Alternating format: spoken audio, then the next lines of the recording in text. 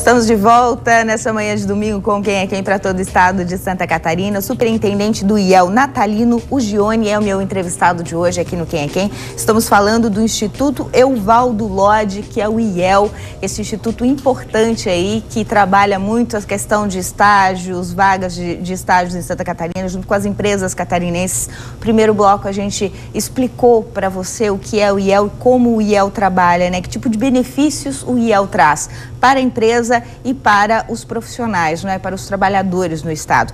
Agora eu gostaria de aproveitar a sua expertise, né? E perguntar, acho que é a pergunta que todo catarinense se faz nesse momento. Estamos falando de vagas de emprego, de estágios, que são as vagas para os novos profissionais que estão entrando no mercado de trabalho, não é?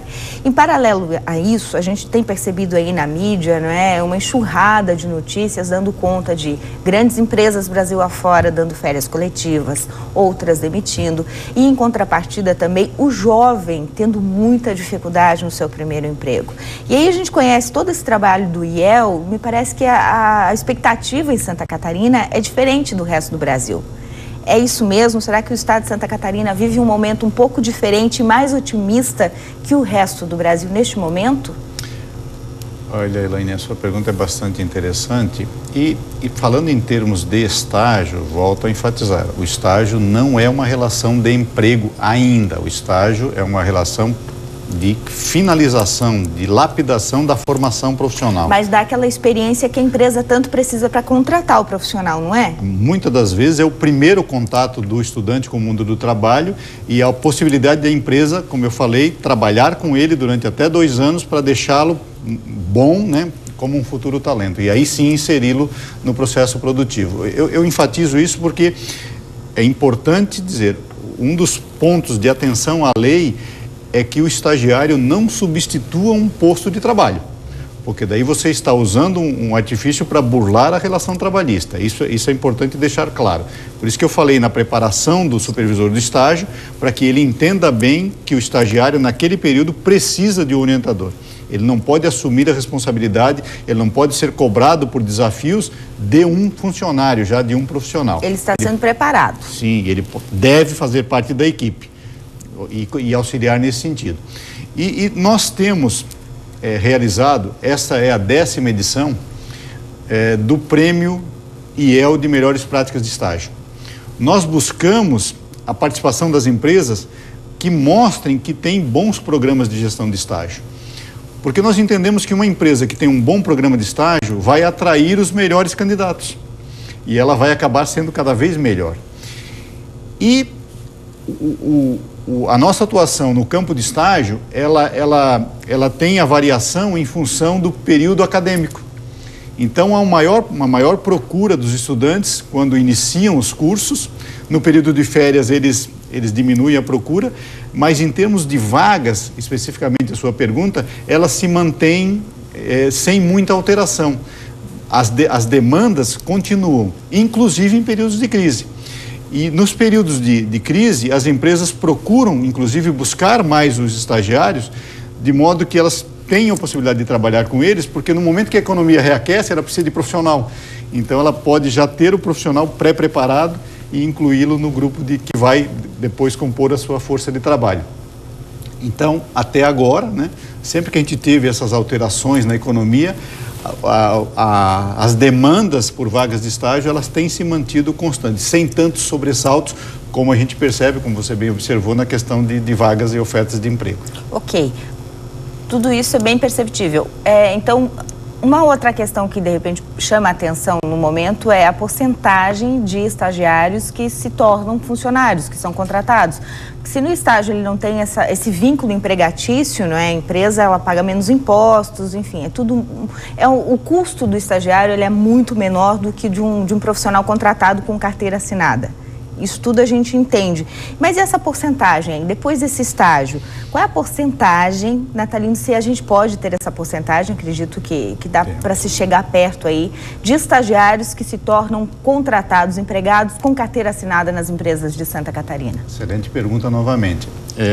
Em média no Brasil, nós falamos que se esse indicador for da ordem de 40%, é um número expressivo.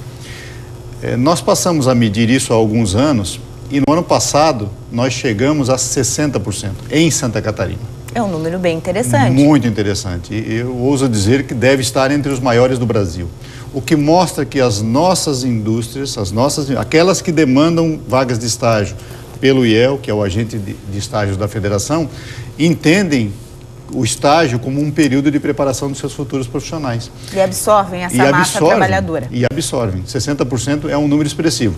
E nós continuamos atuando forte, fazendo um bom processo de seleção, com a expectativa de que esse estagiário vire um funcionário lá na frente. Qual é o setor que mais emprega estagiários hoje em Santa Catarina?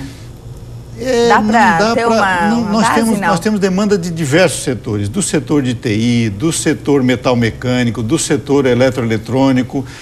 E tem um aspecto importante que é o seguinte: o estagiário, por ele ainda não ser um profissional, ele não pode realizar atividades em situações insalubres. Certo. Então, haveria uma demanda maior por estagiário se ele pudesse atuar já no processo produtivo, naqueles processos onde há insalubridade, operar uma máquina, por exemplo, um torno CNC ou uma fresadora, enfim, ou um centro de usinagem. Como a empresa não pode usá-lo nesse sentido, ela usa muito estagiários no campo de administração, contábeis, direito, que não há esse risco. Então, em termos de setores, basicamente nós temos esses que eu citei, e em termos de demanda por estudantes, aí vai mais na linha desses que podem atuar em administração, em contábeis ou jurídico, e o técnico já, a partir de 18 anos, que aí ele já pode atuar no processo produtivo. Faltou uma pergunta lá no último bloco, que não deu tempo, quando a gente estava falando sobre a participação, quem tem direito, qual jovem tem direito à capacitação pelo IEL, enfim. Faltou uma pergunta. Quem já concluiu o ensino médio e ainda não começou a faculdade, está nesse vácuo aí entre o ensino médio e a faculdade, o curso de graduação, ele pode se matricular, ele pode estar participando de algum curso de capacitação do IEL ou necessariamente, obrigatoriamente, ele tem que ainda estar ou no ensino médio ou já na graduação? Bom, nós oferecemos dois tipos de oportunidade para os estudantes. Uma é se ele já é estagiário, nós também oferecemos programas abertos.